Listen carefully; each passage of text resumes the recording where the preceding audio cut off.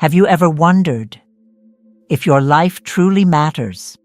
If the small things you do every day, the words you speak, the kindness you show, actually make a difference in the grand scheme of things? Today's testimony will answer that question in the most profound way. This story comes from one of our subscribers, Linda Brown, a teacher who discovered during a life review that nothing, absolutely nothing, is insignificant in God's eyes. Let's read her incredible testimony together. My name is Linda Brown, and what I experienced during my life review on the other side completely transformed how I understand the value of everyday moments and ordinary acts of love. On November 12, 2024, during a medical emergency, my body became still, and I found myself experiencing something beyond physical awareness. Standing before divine presence, watching my entire life unfold from heaven's perspective. What I saw about the ripple effects of my choices, the students I'd impacted, the moments I thought were insignificant that changed destinies. It revolutionized how I live every single day now. Please subscribe to this channel. This testimony might change how you see your own life too. Linda's journey began on what seemed like just another ordinary Tuesday. But within hours, she would discover that there's no such thing as an ordinary day when every moment carries eternal significance. Here's her story. It was a Tuesday afternoon in November, and I was in my classroom, 3rd grade, 22 students who'd just come back from recess full of energy and stories. I'd been teaching for 18 years, and at 51 years old, I thought I knew what to expect from most days.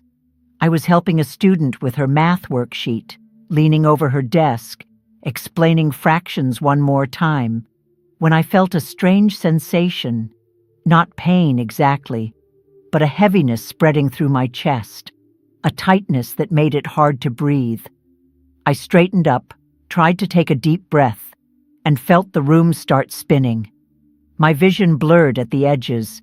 Sounds became muffled, like I was underwater. I reached for my desk to steady myself, but my legs wouldn't hold me. The last thing I remember was hearing one of my students, little Emma, crying out, "Mrs. Brown, Mrs. Brown, are you okay?" And then my principal, Mr. Johnson, rushing through the door, his face filled with alarm. My body became very still, very peaceful, resting on the classroom floor while something else, my consciousness, my soul, my awareness, began separating, lifting away from the physical form that had carried me for 51 years.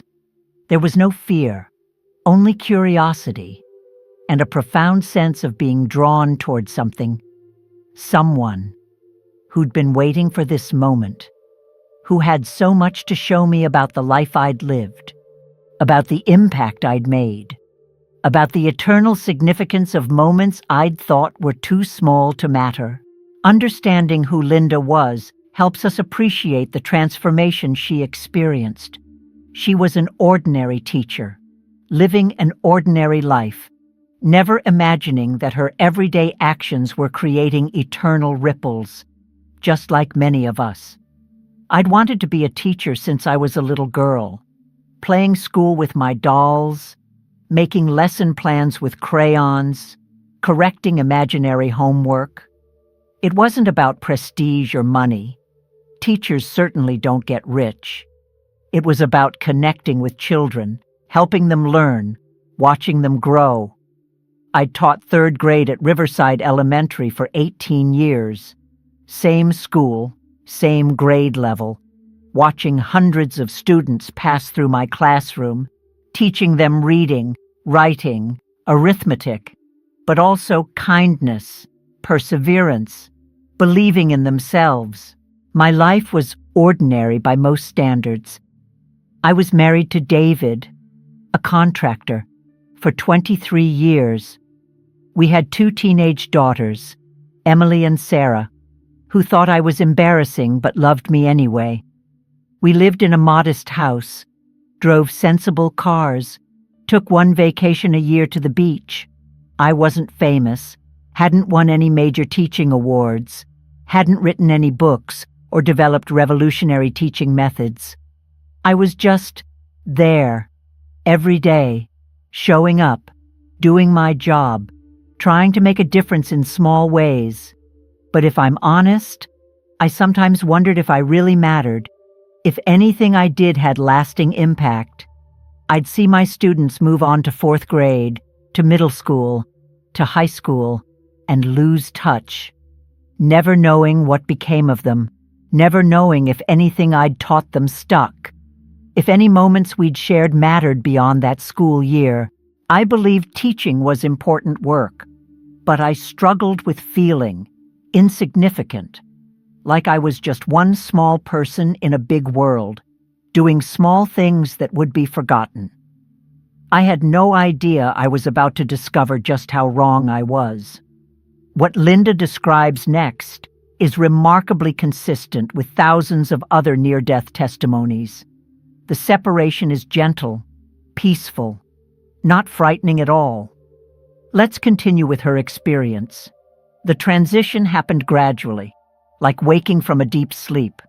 But instead of becoming more aware of my body, I became aware of something beyond it.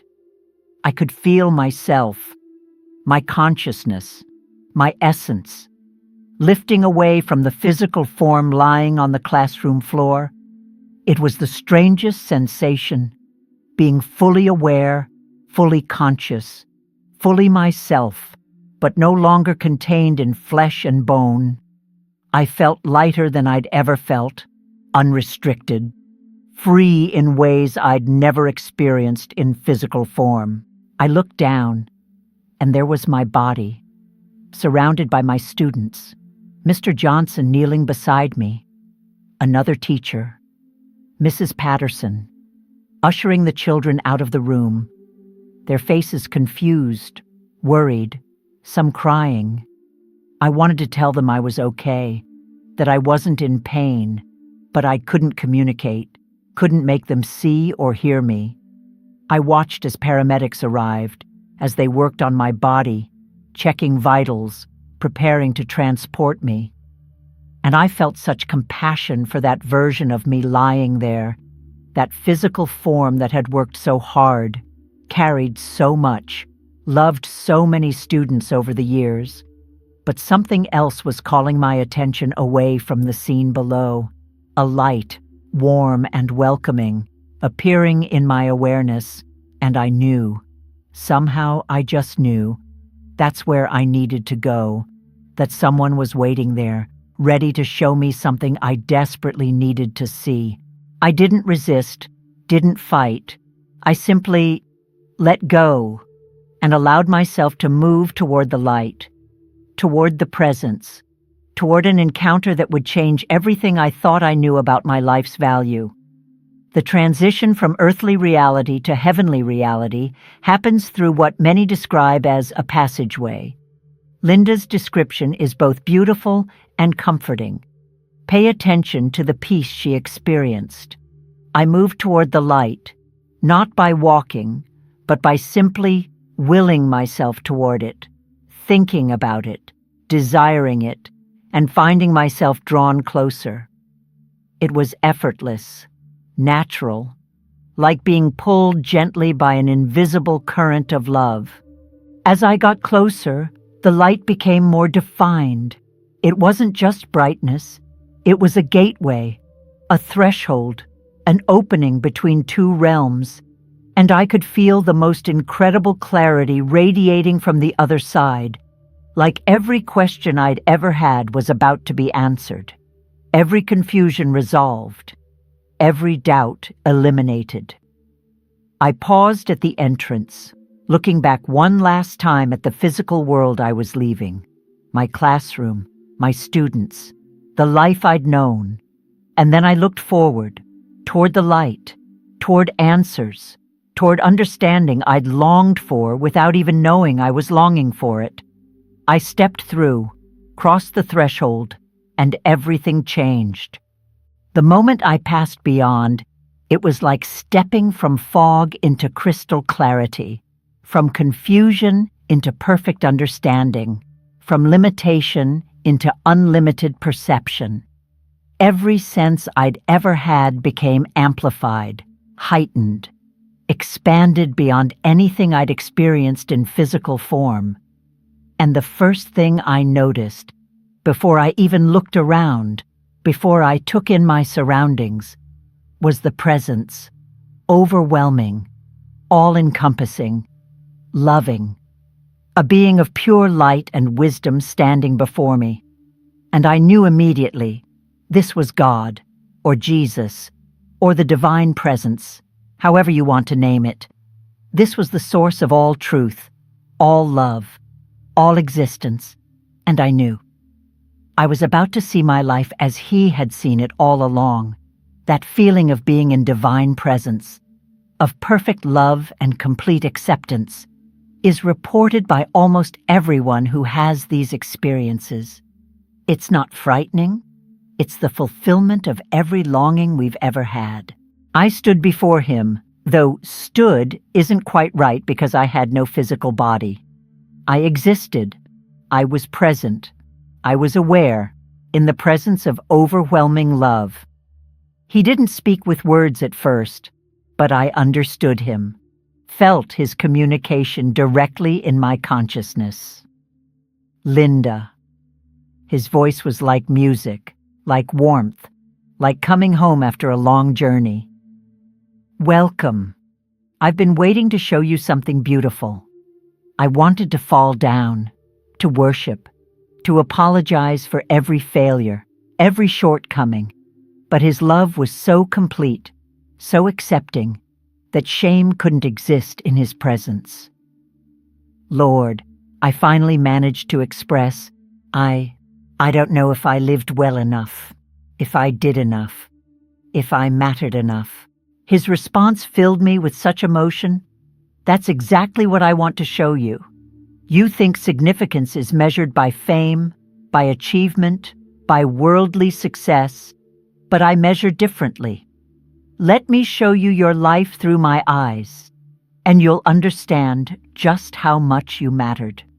The space around us shifted, and suddenly I was seeing, not with physical eyes, but with spiritual perception, my entire life, every moment, every choice, every interaction spread out before me like a tapestry, intricate, beautiful, interconnected in ways I'd never imagined.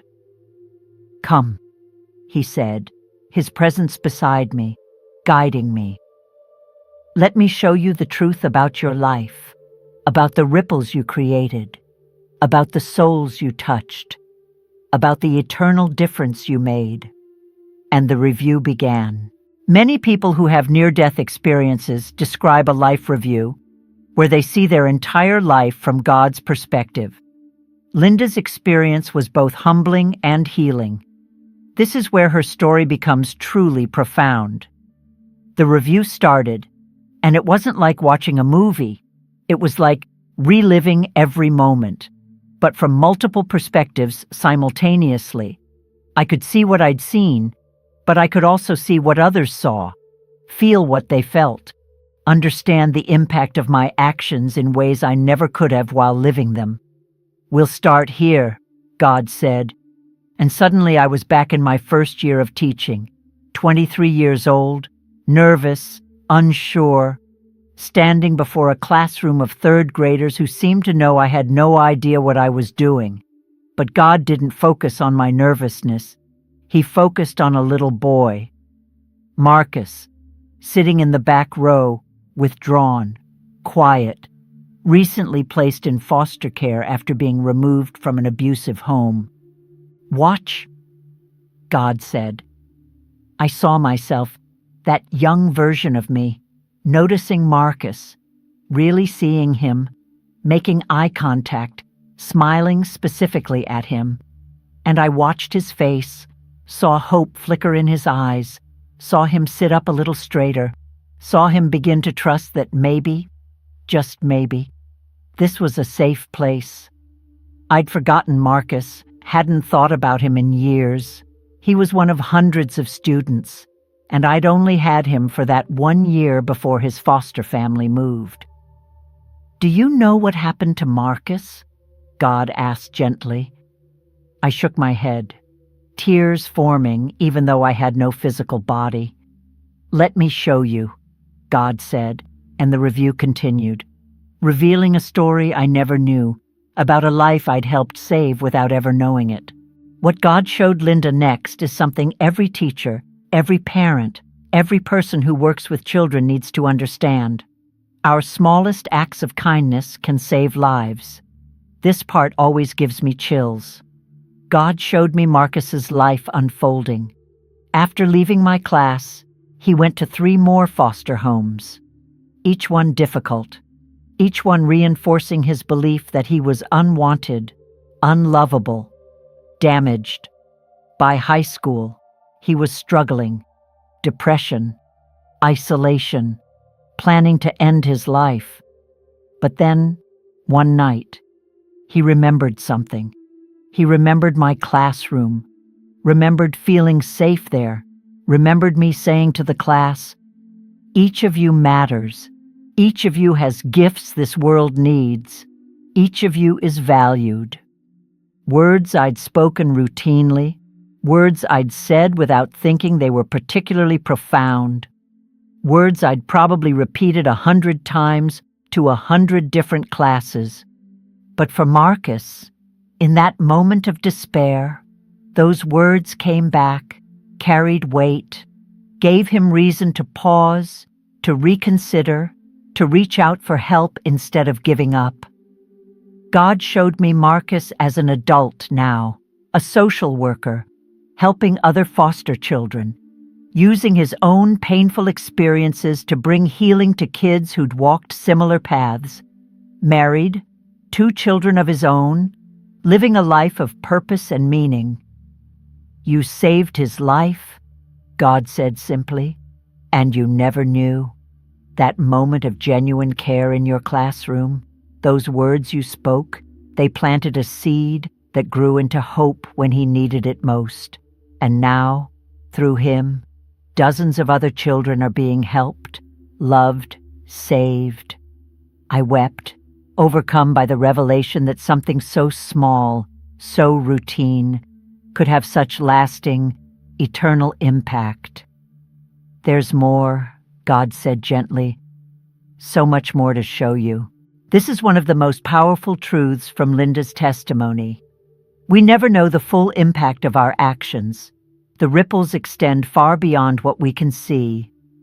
Every act of genuine love creates eternal consequences. God continued showing me ripple effects, connections I'd never imagined, lives touched in ways I'd never known. He showed me Sarah, a student from my 3rd year of teaching, struggling with severe dyslexia, reading years behind her peers, frustrated, embarrassed, ready to give up on school entirely. I watched myself. That 26-year-old version, staying after school day after day, patiently working with Sarah, never showing frustration, always encouraging, believing in her when she couldn't believe in herself. I'd remembered Sarah, remembered she'd eventually learned to read, remembered being proud of her progress, but I hadn't known what happened after. God showed me. Sarah became a special education teacher, dedicating her career to helping children with learning disabilities, motivated by her own struggles and by the teacher who'd never given up on her, who'd shown her that different didn't mean less than, that struggling didn't mean stupid, that she was valuable and capable. Through Sarah's 30-year teaching career, she helped hundreds of children who went on to help others. The ripple extended beyond what I could fully comprehend. "Do you see," God asked, "how one life touches another, which touches another, how love multiplies when it's given freely, how your faithfulness with one student created impact far beyond that one life. I was starting to understand. My life hadn't been small. It had been strategic. Every student I'd taught, every moment of patience I'd shown, every word of encouragement I'd spoken, it had all mattered. It had all created ripples extending into eternity. The next part of Linda's review focuses on specific students, and what God revealed will encourage anyone who works with young people. Every child you invest in is worth it, even when you don't see immediate results. God showed me student after student, many I'd completely forgotten, whose names had faded from memory, whose faces I could barely recall. But they remembered me. I saw Jessica, who'd struggled with severe anxiety, panic attacks in class, terrified of making mistakes. I'd worked with her, created a safe space, never made her feel stupid for needing extra help or time. Jessica became a therapist, specializing in childhood anxiety. Her approach informed by her own experiences and by the teacher who'd shown her that kindness was more important than perfection. I saw Michael, whose parents were going through a bitter divorce his third-grade year, acting out, angry, disruptive. I'd been patient with him, understanding, had taken time to talk with him, to let him know the divorce wasn't his fault. Michael became a family counselor, helping children navigate divorce, remembering the teacher who'd seen past his behavior to his pain. I saw Emma, who'd lost her mother to cancer in third grade, devastated, withdrawn. I'd held her while she cried, attended her mother's funeral, continued checking on her long after the school year ended. Emma became a hospice nurse, sitting with dying patients and their families, offering the same compassionate presence she'd received as a grieving child. Story after story, life after life. Students I'd taught who'd taken seeds I'd planted and grown them into purpose, into careers, into callings that served others. You thought you were just teaching reading and math, God said with such tenderness. But you were teaching so much more. You were teaching them how to be human, how to show compassion, how to persevere, how to believe in themselves. What Linda learned next is crucial. Sometimes the most important things we do are things we say without even realizing their power. Our words carry more weight than we know, especially words of encouragement and belief. God then focused the review on specific moments, specific words I'd spoken, showing me their impact in ways that left me breathless. I saw myself with Jacob, a student who'd shown me a drawing he'd made. I'd looked at it carefully and said, "Jacob, you have real talent. You see the world in a unique way. Don't ever stop creating." Words I'd spoken casually, words I'd forgotten immediately after saying them. But God showed me Jacob carrying those words with him, through middle school when art teachers criticized his style, through high school when peers mocked his interests, through college when he nearly gave up on his dream. But he remembered. Mrs. Brown said I had talent. Mrs. Brown said to never stop creating. Jacob became a children's book illustrator, his unique style bringing joy to millions of children, his books teaching empathy, kindness, imagination. All because words spoken by a third-grade teacher gave him permission to be himself. God showed me another moment. Sophia, struggling with math, tears of frustration, and me saying, "It's okay to struggle. Struggling means you're learning. You're brave for trying even when it's hard." Sophia carried those words into adulthood, became an entrepreneur, faced countless failures, but remembered that struggling meant learning, that trying mattered more than succeeding. Her business eventually employed hundreds, provided for her community, created opportunities for others. Your words, God said, carried my voice. When you spoke belief over them, you were speaking my truth. You were calling forth their destinies. I understood then. Words are never just words. They carry power, creative power. They can build up or tear down, give life or destroy hope. This is something we all need to remember. Our words have power. The encouragement we give might be the thing someone holds on to in their darkest moment. Choose your words carefully. Speak life. This could be one of the most important lessons from Linda's testimony.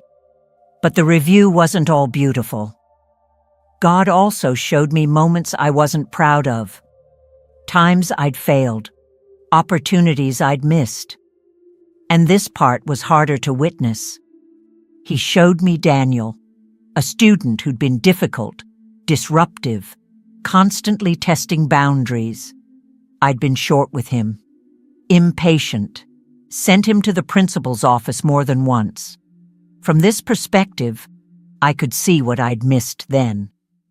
Daniel was dealing with ADHD and sensory processing issues no one had diagnosed yet. His behavior wasn't defiance, it was struggle.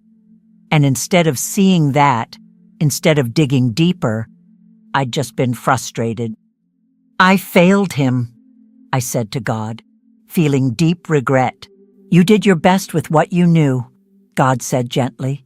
And even in your imperfection, you still planted seeds. Do you remember the last day of school that year? I watched the scene unfold. The last day. Daniel giving me a hand-drawn card.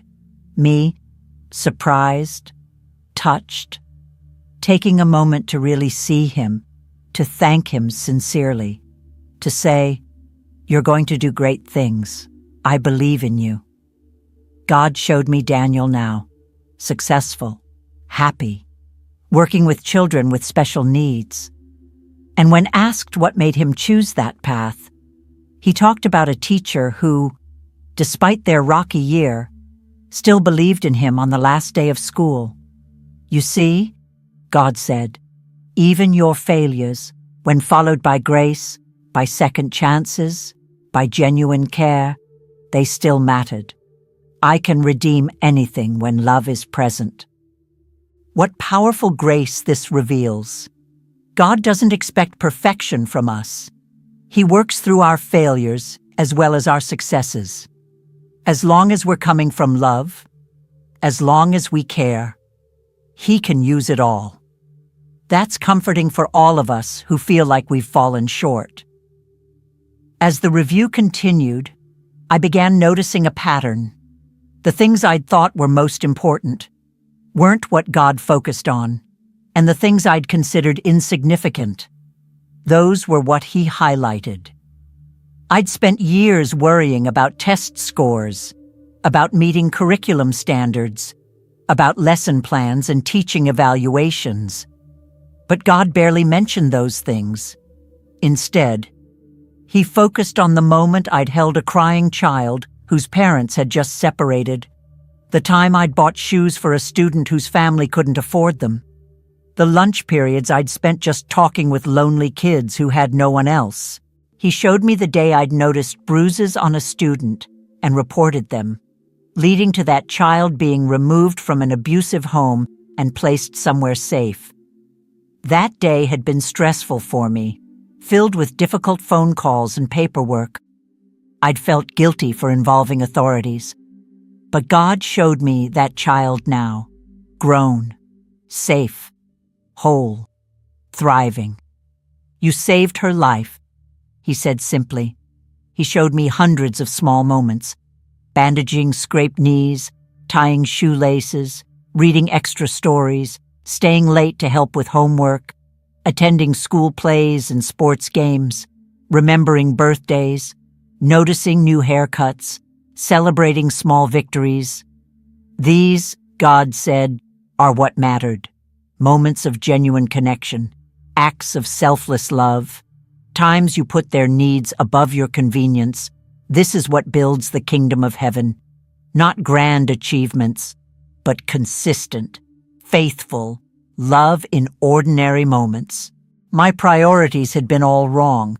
I'd been measuring success by the wrong standards. God's measuring stick was different, and by His measure, my ordinary, seemingly small life had been incredibly significant. This is revolutionary. God doesn't measure success the way we do. He values love over achievement, relationship over accomplishment, faithfulness over fame. If you've ever felt like your life isn't impressive enough, this message is for you. Lord, I asked, what about legacy? What about leaving something behind, making a mark on the world? God's response surprised me. You're thinking about legacy wrong, He said gently. You think legacy is about buildings with your name on them, about achievements people remember, about being famous or influential by worldly standards. He showed me famous people, people whose names everyone knew, whose accomplishments filled history books. Some had truly served others, used their influence for good, but others, despite their fame, had left no meaningful legacy because they'd lived for themselves rather than for love. Your legacy, God explained, is measured by the love you gave, the lives you touched, the kindness you showed. Every student you taught is part of your legacy. Every moment of patience, every word of encouragement, every act of compassion, that's what echoes in eternity. He showed me a vision of all the students I'd taught, 18 years of third graders, hundreds of children, and then their children, and their children's children, all connected to me, all carrying forward something I'd planted, ripples extending into the future in ways I would never see on earth. Some of your students will become teachers like you. God showed me. Passing on not just education but compassion. Some will become parents who raise children with kindness because they learned it from you. Some will choose careers of service because you modeled service. Your legacy isn't what people say about you after you're gone. God said, it's the love that continues through those whose lives you touched. And by that measure, Linda Brown, your legacy is magnificent. What a different way of thinking about legacy. Not about fame or monuments, but about love that multiplies through others, about seeds planted that keep growing long after we're gone. That's the kind of legacy that lasts forever. As the review drew toward its close, God brought everything into sharp focus with one profound truth. Linda, he said, his presence wrapping around me with warmth. Everything in life can be measured by one standard. Did you love well? He showed me a scale, but not like earthly scales that measure weight or value. This scale had only one question. Was it done in love, or was it done for other reasons? I watched as moments from my life were placed on this scale, and I saw clearly that actions done for recognition, done for approval, done from obligation without heart, they carried no eternal weight. They didn't count, didn't last, didn't matter. But actions done in genuine love, even imperfect love, even small love, they carried tremendous weight. They endured. They mattered infinitely. You could have been the most famous teacher in the world, God said, with best-selling books and speaking tours and awards. But if you hadn't loved your students genuinely, if you'd used them for your own advancement, none of that would matter here. But you, he continued, you loved them, really loved them, imperfectly, sometimes frustratedly, sometimes tiredly, but genuinely. You cared about them as people, not as statistics or stepping stones. And that love, that's what lasts forever. He showed me how love is the only thing we bring from earth to heaven, the only thing that crosses the veil, the only investment that pays eternal dividends. Everything else, God said, your possessions, your reputation, your accomplishments, you leave behind, but love you carry with you forever. This is the core message of Linda's entire experience. Love is all that matters. Love is what lasts. Love is how we're measured. Everything else fades, but love remains. If we remember nothing else from this testimony, let's remember that. After showing me everything, after the complete review of my life, God gave me a choice. Linda, he said, his love wrapping around me. You can stay here. Your work on earth is complete. You've lived well, loved well. You can rest here in my presence forever. He paused. Or you can return. There's more you could do, more students you could love, more lives you could touch, more of my heart you could show to a world that's forgotten what love looks like. The choice is yours. I looked around at the beauty, the peace, the perfect understanding I'd gained. Everything in me wanted to stay, wanted to remain in his presence, wanted to never return to the struggles and limitations of physical life. But then I thought about David, my husband, who'd supported my calling for 23 years, my daughters Emily and Sarah, still learning how to navigate life, needing a mother's guidance, and the students, the ones I'd taught and the ones I hadn't met yet, children who needed someone to see them, to believe in them, to show them they mattered. I want to go back, I said, feeling the weight of the choice. Not because Earth is better, but because you're sending me back with understanding I didn't have before, with purpose I didn't fully grasp, with love I didn't know how to give. God's presence intensified with what felt like joy, approval. This choice honors me. He said, go, live what you've learned, love with what you've seen, and know that every moment, every interaction, every small act of kindness, I see it all, and it matters infinitely.